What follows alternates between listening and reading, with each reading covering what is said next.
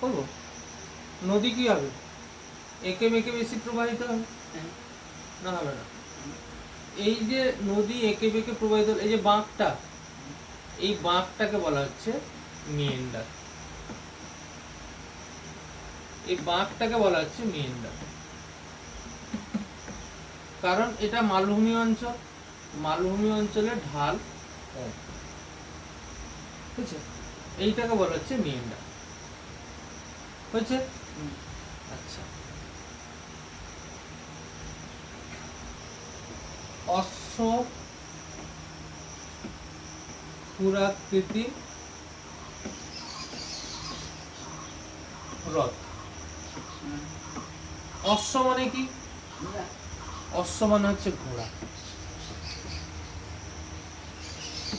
ঘোড়া ক্ষুরাকৃতি মানে ঘোড়ার খুর। খুর মানে ঘোড়ার পায়ে যেটা লাগানো থাকে, ঘোড়ার পায়ে লাগানো থাকে, পায়ে লাগানো থাকে।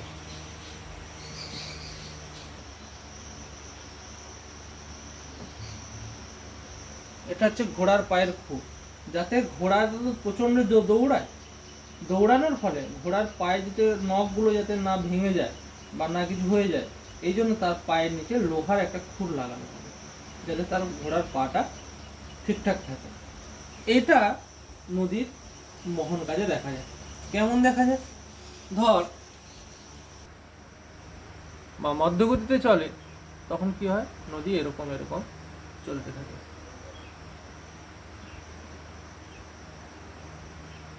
নদী এরকম এরকম চলতে থাকে, এটা নদীর জল। হয়েছে? এইবারে নদী ধর যেসব অঞ্চলে বৃষ্টিপাত হয়, গ্রীষ্মের সময় কি হয়, বা নদীর জল কমে গেলে কি হয়? নদী বাঁকটা আরো বাড়তে থাকবে, এই বাঁকটা এরকম হয়ে যাবে,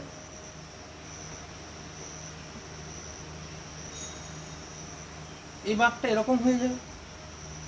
তাহলে এই বাঁকটা পরপর বেড়ে, এটা ছিল এরকম, বেড়ে হয়ে গেল এতটা। হঠাৎ করে ধর বৃষ্টি হলো এইখানটায়, হঠাৎ করে এখানে বৃষ্টিপাত হলো, তাহলে কি হবে? নদীর জল বেড়ে যাবে। নদীর জল বেড়ে যাওয়া মানে নদীকে এঁকে বেঁকে যাবে না সোজা পথে যাবে? সোজা পথে যাচ্ছে। তাহলে নদী বাঁকতে বাঁকতে সোজা পথে যাবে। তাহলে জল ছিল এদিক দিয়ে যাচ্ছিল, জলটা, জল এবার কোন দিক দিয়ে যাবে? না, এই দিক দিয়ে যাবে। বুঝছে? তাহলে নদীর জল যখন এদিক দিয়ে যাবে, নদীটা কেমন হয়ে যাবে? তাহলে এই অংশটা কোথায় গেল? না, এইখানটায় পড়ে থাকবে।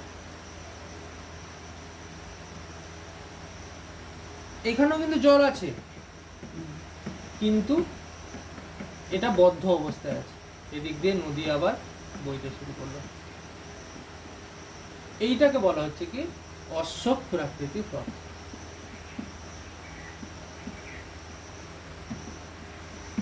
দেখ, ঘোড়ার খুরের মতো দেখতে লাগছে,